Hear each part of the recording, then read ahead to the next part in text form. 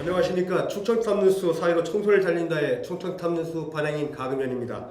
오늘은 4월 15일 제21대 총선에 서산 태안 지역 국회의원으로 출마한 성일종 후보의 정치적인 소신과 그동안의 성과 그리고 공약에 대해 성일종 후보님 나오셨습니다. 안녕하세요. 네, 안녕하십니까. 네, 우리 성 의원님 지역 유권자 여러분들에게 인사 한번 나누시죠.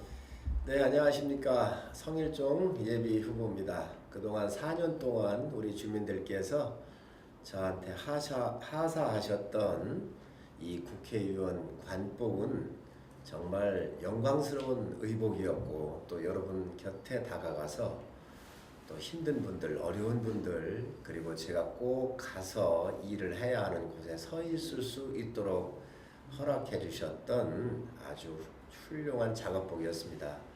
다시 한번 기회를 주셨던 모든 분들한테 감사드리고, 또 앞으로 우리 서산과 태안이 대한민국의 미래로 가는데 성장의 전진기지가 되도록 여러분들의 의견 잘 들으면서, 또 그동안 제가 준비한 프로그램을 여러분들에게 함께 토의하고 상의하면서 우리 지역이 대한민국에서 아주 으뜸이 되고 선도하는 그런 지역이 되도록 열심히 일하겠다는 약속 드립니다. 제가 정치를 하게 된 동기는 여러 가지가 있습니다. 정치라고 하는 것은 우리 사회의 정점에 있는 것이고, 갈등이라든가 분열, 그리고 미래에 대한 준비를 하는데 가장 유기체 같은 통합의 개념에 정점에 서 있는 기능을 하는 것이 정치입니다. 어느 날 저는 그런 생각을 했습니다. 여러 가지 여건이 돼서 정치를 할 것인지 말 것인지에 대한 진중한 고민을 할 때, 인생의 전반부는 저를 위해서 살았기 때문에 제가 아이들을 키우고 또 기업을 하고 또 돈을 벌고 다 그 삶이 저 개인 중심으로 되어 있더라는 거죠. 이제 여러 많은 혜택을 저는 받았습니다. 그래서 앞으로 저의 삶에 있어서 이 받았던 것들을 과연 우리가 어떻게 다시 사회에 되돌리고 국가에 기여할 수 있을까? 내 인생의 전반부를 저를 위해 살았다고 한다면 후반부는 어찌 살아야 되는지에 대해서 진지한 고민을 했습니다.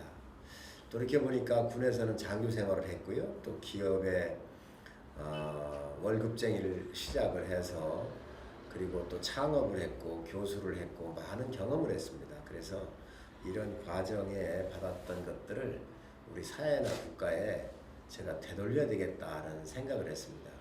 저 개인적으로만 돈이, 예를 들어서 돈을 충분히 가지고 있는데 그 돈에 돈을 더한들 무슨 의미가 있겠습니까? 이제 돈의 개념이 아니라 우리가 국익을 위해서 또 공익을 위해서 일할 수 있는 기회가 된다고 한다면 그 또한 새로운 저의 인생에 있어서의 굉장한 의미가 있다는 판단을 했습니다. 그래서 제가 정치를 해야 되겠다 이런 결심을 했었고요. 또 그런 과정을 거쳐서 여러분의 선택을 받아서 지금 또 4년 동안 일을 했고, 또 앞으로 연이어서 우리 지역과 우리 국가에 일하겠다는 말씀 제가 드립니다. 저는 정치를 하면서 내가 어떠한 방향점에서, 그리고 어떠한 철학적 견지에서 얼마나 이 국가나 또 국민들을 위해서 고민을 했으며, 제가 정치를 한다면 왜 해야 되는지, 누구하고 할 것인지, 어떻게 할 것인지, 또 저보다는 더 나은 사람이 없는지에 대해서 여러 가지 고민을 해본 적이 있습니다. 특히 중간에 이제 저희 형님께서 돌아가셨어요. 그래서 그 시간 동안에 특히 제가 그 집안에 큰 일이 있었는데, 국회의원을 하겠다고 지역을 돌아다닌다고 하면 많은 분들이 손가락질을 하고 그렇게 벼슬이 좋을까라고 하는 조소도 하실 수 있으실 것 같고, 그래서 정말 그 기간은 제가 정치를 함에 있어서 어떠한 방향이나 어떠한 철학적 베이스에, 그리고 어떠한 시대적인 명제를 가지고 고민했는지에 대한 저 스스로한테 던지면서 성찰을 많이 해본 적이 있습니다. 그때 고민을 해보니까 정치를 하면서 이거를 어찌할까, 그리고 내가 정치를 한다 하면 어떤 계층에 어떠한 철학적 물음의 답을 가지면서 저의 좌우명을 가지고 갈 수 있을까, 이런 고민을 많이 해봤습니다. 불현듯 제가 결론에 이른 것은 내가 정치를 하기엔 굉장히 아직 미숙하구나. 그리고 그런 고민이 부족하구나라고는 생각을 했습니다. YS 같은 경우는 대도문이 무문, 그래서 한 번 나라를 위해서 가는데 사사로운 정의나 조그만 이득에 집착하지 아니하고 큰 길을 가면서 국가나 국민을 위해서 헌신하겠다라고는 철학적 베이스가 있었고, 또 김대중 대통령 같은 경우는 경천애인, 그래서 정말 백성을 하늘같이 받들면서 따뜻하게 가슴으로 다가가고 국민들과 함께하겠다라고 하는 철학적 또한 베이스가 있었습니다. 저는 그러면 이런 철학적 베이스가 있는가 여러 가지 고민을 했었을 때 저한테 그런 게 부족했어요. 그래서 내가 이런 고민도 안 한 사람이 정치를 한다고 하면 오히려 좀 더 이 좋은 쪽에 사회를 바꾸고 국가를 바꾸는데 도움이 안 되겠구나라고 하는 저 나름대로 그런 생각을 해봤습니다. 그래서 포기할까 이런 생각도 하면서 여러 번 고민을 한 적이 있었는데, 이제 시간이 좀 많이 있잖아요. 제가 지역도 안 내려오고 산에도 다니고 여러 가지 하는 와중에 또 뭐 여러 가지 책도 좀 보고 하는데도 그런 제 나름대로의 고민한 이런 것들이 나오지를 않더라는 거예요. 그런데 어느 날 풀쑥 제가 생각해서 떠오른 것이 저희가 어렵게 살았었던 과거의 어린 시절, 불우했었던 어린 시절. 여러분, 그 힘들고 어려웠던 시절은 자랑스러운 겁니다. 그 고난을 이기는 영양분이 성공으로 가는 큰 걸음 같은 것이고 영양분이 되는 거예요. 그래서 제가 옛날에 힘들고 어려웠었던 시절로 돌아갔었을 때 저는 그런 생각을 했습니다. 이제 우리가 저렇게 어려운 삶에 살았었고 힘든 과정을 겪었듯이 앞으로 제가 정치를 한다고 한다면 이 눈물을 흘린 사람 눈물 닦아주고, 그리고 공권력이 또 개인의 많은 피해를 줬었을 때, 억울함을 입었을 때 이런 분들에 대해서 억울함을 풀어주고, 힘들고 외로운 사람들 찾아가서 손잡아주고 응원하는 역할을 하는 것이 제가 정치를 하는 철학이자 그리고 방향성이 되어야 되겠구나라고는 생각을 했습니다. 그래서 거창하게 뭐 큰 문구로서 저의 방향을 정하기보다는 힘들고 어려웠던 저희 집안 전체의 어려웠던 그 시절로부터 받았었던 그 고난의 시간들을 겪고 계실 많은 국민들이나 또 우리 주민들한테 찾아가서 이러한 눈물 닦아주는 일, 그리고 억울한 거 풀어드리는 일, 힘 보태고 응원하는 일을 해야 되겠다 해서 제가 정치를 한다고 하면 이 부분에서 좌우명으로 삼고 가야 되겠다는 생각을 했습니다. 지난 4년 동안 국회의원을 하면서 저는 토요일, 일요일을 서태안을 벗어난 적이 없습니다. 외국에 출장을 간 거 이외에는 거의 제가 내려와서 많은 민원의 현장을 찾았고요. 논길로, 바닷길로, 그리고 밭에서 일하시는 분 만났고, 또 요양원에 가서 우리 어머니들의 함께 안마도 해드리면서 발도 닦아드리면서 많은 민원들을 보았습니다. 바로 그런 것들은 제가 어린 성장기를 거치면서 배워왔었던 그런 큰 축복의 기간이 있었기 때문에 제 나름대로 정치를 하는 이유를 이렇게 설정하지 않았나 생각을 합니다. 앞으로 그런 역할을 하는데 충실하게 하겠다는 제가 말씀드립니다. 네, 국회의원은 그냥 단순히 벼슬을 받아가지고 국회의원 배지 달고 그저 국회에 가가지고 공무원들 혼내키고 폼 잡고 으스대는 그런 자리가 아닙니다. 국회의원은 정확하게 대한민국의 지금 직면에 있는 현재의 문제점이 무엇인지, 또 저를 뽑아준 우리 지역의 지역민들이 요구하고 있는 것들이 무엇인지를 정확하게 파악을 해서 그 문제를 해결을 해야 하고요. 두 번째, 30년, 100년을 준비하는 자리입니다.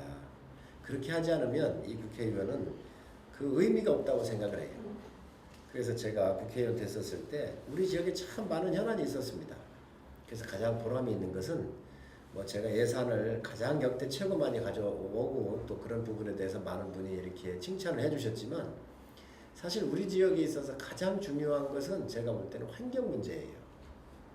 여기에는 의정 보고해야 할 때도 의정 보고에서도 안 들어가 있고, 또 많은 분들이 모르시지만 우리가 지역에 일터가 있고 소득이 올라갔잖아요. 자, 그렇다고 한다면 우리가 삶을 풍요롭게 살아야 되는데 돈을 벌었는데 삶을 살아갈 수 있는 모든 여건은 갖춰졌는데 환경이 파괴되거나 오염이 됐었을 때 그 환경의 역습으로부터 우리가 질병에 걸리거나 문제가 있다고 그러면 무슨 의미가 있을까? 저는 그런 생각을 했습니다. 그래서 제가 국회의원이 되니까 제일 먼저 찾아온 첫 번째 민원이 뭐였냐면 이 장동에 5만 평 부지에 전국에 있는 산업 쓰레기를 가져와가지고 여기다가 묻겠다는 거예요.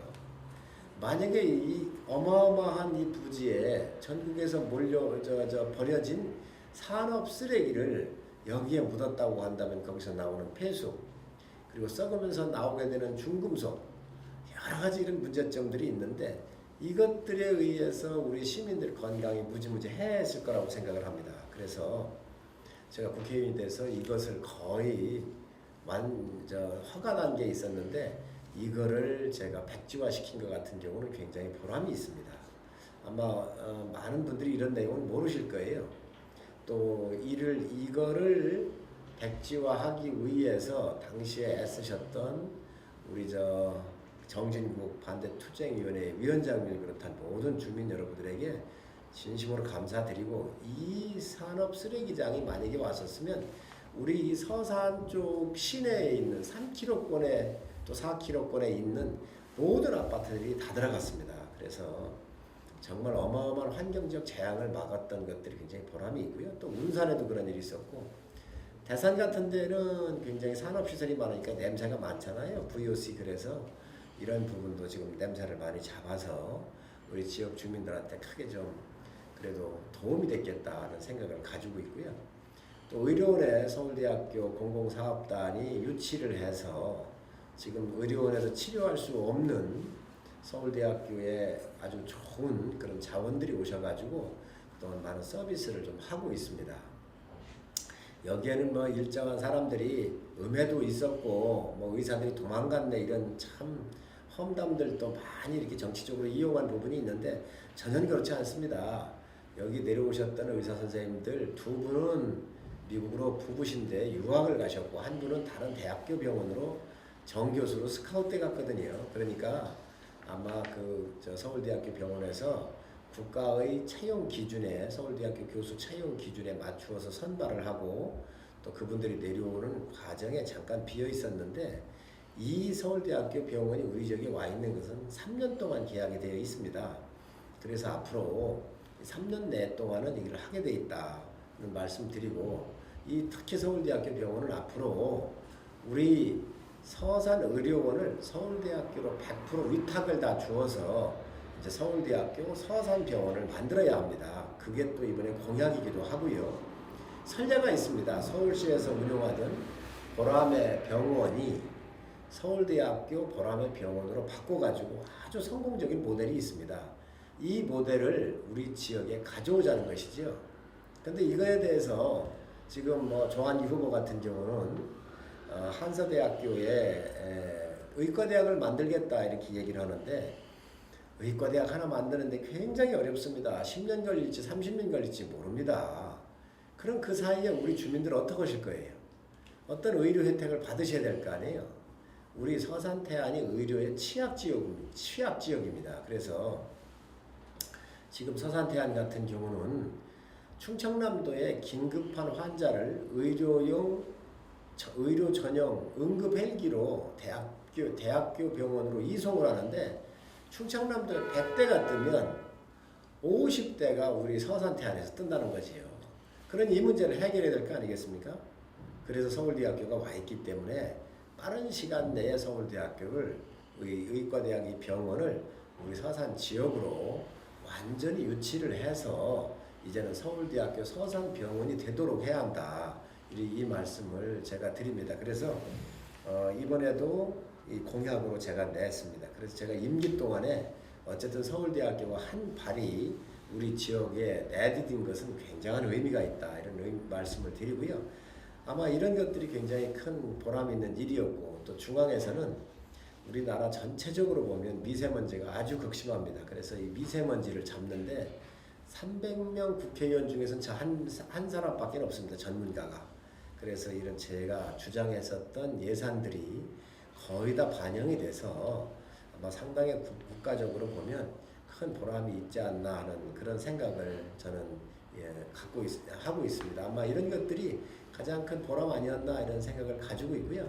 하여튼 앞으로 우리 대한민국이 더 좋은 나라가 되고 또 미래로 가는데 제가 역할할 수 있는 부분이 있으면 열심히 하겠다는 약속 제가 드립니다. 네, 이제 초선에서 재선으로 넘어가면 그만큼 어깨가 무거워지지요. 또 국가의 경영에 4년 동안 책임 있게 임했었기 때문에 앞으로 주어지는 4년은 더 무거운 책임이 있다고 생각을 합니다. 지금 대한민국이 굉장한 갈등과 혼돈 속에 지금 대한민국이 모든 곳이 지금 무너져 내리고 있습니다. 경제가 폭락을 했고 여러분 다 아다시피 일본이 좋아하나요? 중국이 좋아하나요? 미국이 좋아하나요? 외교적으로 고립됐고 왕따가 되어 있습니다. 이번에 우리가 코로나19 사태에서 보듯이 중국은 우리 국민을 다 막았어요. 그리고 중앙정부에서 막은 일이라고 발뺌을 했지만 공산주의 특성상 중앙정부에 지시가 없으면 이걸 막을 수가 없거든요. 우리는 다 열었습니다. 그 피해를 국민들이 지금 다 보고 있는 거 아닌가요? 그래서 이 외교적으로 고립되어 있다는 말씀 또 드리고 세 번째는 남북관계를 비롯한 안보의 해체입니다. 지금 모든 곳이 지금 현재 무너져 내려가지고 대한민국 국가의 틀이라고 하는 게 과연 어찌 되고 있는지 국민들께서 잘 아신다고 생각을 합니다. 이 선거가 아마도 끝나면 제가 추측한데 전기료도 올라가게 될 겁니다. 탈원전이라고 하는 참 있을 수 없는 정책을 해가지고 그 피해를 국민들이 다 보고 있거든요. 한올 3, 4억을 짓던 것을 몇 천억, 3, 4천억 정도 들어간 것을 짓는 것을 중지를 시켜버렸고 월성 1호기 원자력 같은 경우 30년을 썼습니다. 다 수리를 6천억인가 이렇게 들여서 다 수리를 해놨는데 이것을 중지를 시켜버렸어요. 그러니까 비싼 LNG 같은 경우 또 뭐 태양광 같은 거 굉장히 비싼 이런 것들을 바꾼다고 얘기를 하는데 저 바꾸는 거를 찬성을 하지만 순서가 있는 겁니다. 우리가 그래서 지금 나라가 굉장히 엉망이 되어 있기 때문에 이 엉망되어 있는 대한민국을 바로 세우는 것이 재선되었을 때 가장 큰 일 중에 하나고요. 두 번째로 보면 이게 87년도 대통령 중심제 이후에 대한민국의 이 통치 구조가 이 권력 구조가 너무너무 잘못되어 있어요. 지금까지 모든 대통령들이 다 감옥 갔잖아요. 가족들이 가고 이거 이제는 끊어야 돼. 그러려고 한다면 이제는 대통령제를 경험을 해보니까 너무 많은 폐단이 있으니 이 헌법을 개정해서라도 대한민국이 미래로 가도록 해야 한다고 생각을 합니다. 문 대통령이 퇴임 후에 만약에 감옥을 간다 그러면 정말로 역사적으로 또 불행해집니다. 이제 대통령들이 감옥 보내는 걸 이제는 국민들이 원하지도 아니하고 이제는 그걸 이제 그만 끝낼 때가 됐거든요. 그렇다고 하면 이건 어디서 문제 해법을 찾을 것인가? 바로 권력 구조를 바꿔줘야 합니다. 그래서 다음 국회에서는 이 권력 구조를 좀 바꾸어서 대한민국이 미래로 가고 다원화되어 있는 사회를 하나로 묶어낼 수 있는 그러한 구조의 틀을 새롭게 좀 짜는 게 좋겠다는 말씀 제가 드립니다. 우리 지역에는 여러 가지 현안이 또 많이 있습니다. 우리 지역엔 아까 제가 말씀드린 이 서울대학교 병원을 완전히 잘 우리 지역으로 유치를 해서 서산의료원을 서울대학교 서산병원으로 만드는 작업을 좀 해야 되겠다 이 말씀을 제가 드리고요. 또 특히 태안 같은 경우는 고속도로나 철길이 없습니다.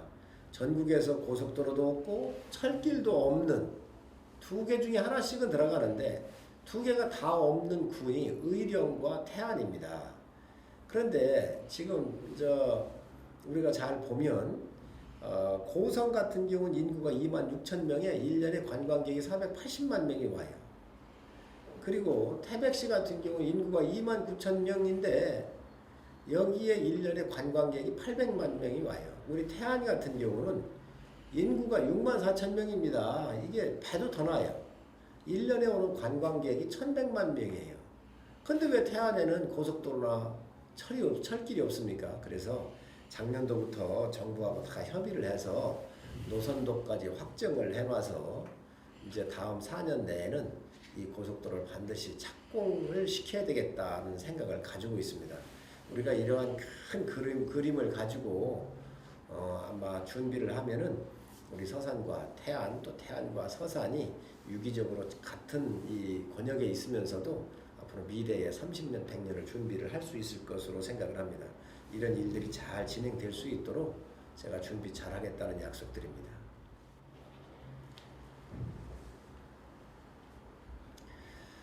우리 서산과 태안은 나라가 어려울 때 늘 우리 충청도 중에서도 우리 서산 태안이 늘 중심을 잡았었던 그런 아주 상서롭고 또 편안한 땅이 바로 서산과 태안입니다. 뭐 길게 가지 아니하고요. 나라를 뺏겼었을 때 얼마나 혼란스러웠겠습니까? 그 당시에 우리 이종일 선생님 같은 경우는 독립유공자 2등급에서부터 3등급의 문양목 선생님 그리고 5등급까지 수많은 독립운동가를 배출을 해서 우리 대한민국을 이렇게 오늘날 번영으로 가는데 큰 선열들의 그 자랑스러움이 있습니다. 바로 이러한 곳이 우리 서산과 태안입니다. 지금 나라가 굉장히 어렵습니다. 경제적으로도 혼란스럽고 또 외교 국방 안보에서도 엄청난 국제적인 큰 흐름 속에 위기에 처해 있고요. 이 정권이 들어와 가지고 적폐청산한다라고 한다 그러면서 너무도 많은 정치적 보복을 해가지고 이 갈등과 분열 다 이렇게 되어 있습니다. 이 정권이 탄생할 때 뭐라 그랬습니까? 나라다운 나라 만든다고 하지 않았습니까? 공정과 정의를 얘기하지 않았습니까? 기회는 평등하고 과정은 공정하며 결과는 정의로울 것이라고 그랬습니다. 그런데 이런 약속 하나라도 지켜졌나요? 저는 안 지켜졌다고 생각을 합니다. 그 아주 단적인 얘기 조국 여러분 다 보시지 않았습니까? 자기가 한 것은 다 정의로운 거예요. 편법과 불법을 판친 사람들입니다. 반칙과 특권을 없애겠다고 한 사람들이 자기 자식들의 학교 입학하는 문제에서부터 너무도 많은 문제를 일으키지 않았나요? 불법 펀드를 만들어 가지고 돈을 벌려고 그랬습니다. 정말 이 낯뜨거운 일들이 청와대 중심부에서 일어났다는 거지요. 유재수 사건만 해도 그렇습니다. 유재수 사건 비리에 연루되어 있는 사람 청와대에서 감찰을 하고 있으니까 조국 수석이 나서가지고 감찰 중지를 한 거 아닌가요? 어떻게 내 식구는 그렇게 보호를 잘합니까? 그리고 다른 세력은 적폐를 몰아가지고 다 감옥으로 보내고 법이라고 하는 것은 균등하게 처리를 할 때 그 사회가 건강해지는 겁니다. 나라가 바로 서는 겁니다. 또 하나 문제가 있습니다. 울산 지방선거에서 김기현 시장 후보가 공천장 받는 날 압수수색을 했습니다. 그런데 그 후보를 20% 이상 앞섰었던 그 후보를 떨어뜨리기 위해서 청와대 8개 부서가 협력을 했고 지금 12명이 기소가 되어 있습니다. 그런데 그 기소되었던 사람들이 국회의원 후보로 나오고 있지를 않나. 정말 나라가 엉망이 아닙니다. 이게 말이 아닙니다. 엉망입니다. 엉망. 이게 과연 공정과 정의를 이야기할 수 있는가. 나라가 무너져 버리는 것뿐만 아니라 모든 기강조차도 이제 다 나라의 기능이 상실해버렸다고 저는 생각을 합니다. 권력을 잡는 일이라고 한다면 무엇든지 하고 있습니다. 공수처법 왜 만들었습니까? 지금 대통령 퇴임 후에 조사받지 않을 안전처 만들어 놓은 거 아닙니까? 야당이 그리 반대를 했습니다. 선거법 하면 안 된다라고 야당이 그렇게 반대를 했습니다. 왜? 게임의 룰을 축구 선수 하는데 축구 게임을 하는데 어느 한쪽한테 유리하게 만들면 그게 게임이 아닙니다. 선거법은 똑같은 겁니다. 게임의 룰입니다. 그런데 이 선거법을 그렇게 반대를 하면서 우리가 이 선거법을 그대로 통과시키게 되면 우리는 비례정당을 만든다고 국민한테 선언을 했고 야당한테 이 부분에 대해서 법이 통과가 되면 여당의 의석수, 야당의 의석수 모든 시뮬레이션을 해가지고 청와대 수석한테도 설명을 했고 여당의 원내대표, 원내수석, 협상창구한테도 우리 당의 김재원 정책의장이 다 설명을 했습니다.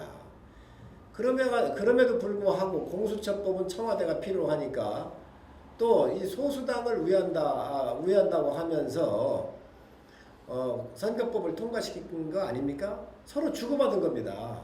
지금 와가지고 저희 당이 이 선거법에 반해서 비례정당을 만드니까 저주와 험담을 퍼댔습니다. 의석을 도둑질해 갔다. 가짜 정당이다. 위성 정당이다.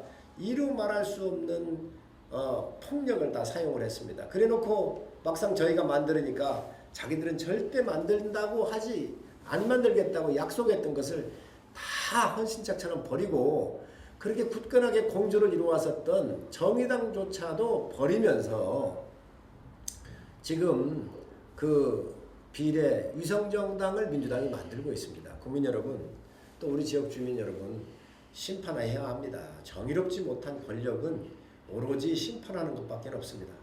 저는 이 자리를 빌어서 말씀드리고 싶습니다. 문재인 대통령께서 4년 동안 우리 국민들께서 대통령이라고 하는 영광스러운 관복을 하사하셨습니다. 이 관복을 입고 잘 운영을 하셨으면 우리 문재인 대통령을 찍으십시오. 전 그게 맞다고 생각을 합니다. 잘하는데 왜 옷을 벗깁니까? 잘하는데 왜 경고를 합니까?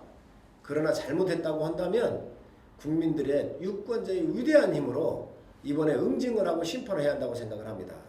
대통령 자리에 있으면서 울산 선거에 청와대가 관여했다고 하는 것은 대통령 30년 친구인 사적인 친구를 국가 공권력을 이용을 해서 한 사람을 떨어뜨리게 하고 그걸 공작을 통해서 부정선거를 저질렀다고 한다면 중대한 범죄 행위고 민주주의 파괴 행위입니다.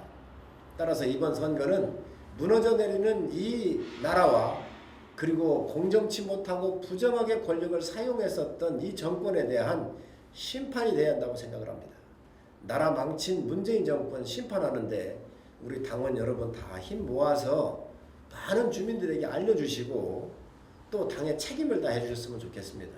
또 우리 주민들께서도 결코 수도권의 그 어떤 지역보다도 밀리지 않는, 떨어지지 않는 정치적 의식과 수준을 갖고 계십니다. 이번 선거를 통해서 잘못하는 정권에 대해서 반드시 위대한 유권자의 힘을 꼭 보여주실 것을 서일종 예비 후보님 말씀 잘 들었습니다. 꼭 당선되시길 기원합니다. 이것으로 제21대 서산태안지역 미래통합당 서일종 예비 후보님과의 인터뷰를 모두 마치겠습니다. 총탄탐수 4.15 총선을 달린다의 총탄탐수 발행인 가금현입니다. 감사합니다.